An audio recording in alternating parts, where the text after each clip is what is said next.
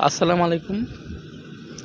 দেখেন এটা আমাদের চাঁদপুর মতলব বেড়িবাঁধের কি সুন্দর, সব কিছু সবুজ, সব সবুজ। দেখেন এই ভিডিও যদি ভাইরাল না হয় আর কি হবে। দেখেন প্রত্যেকটাই, এটা কিন্তু এআই তৈরি না, এটা কিন্তু বাস্তব।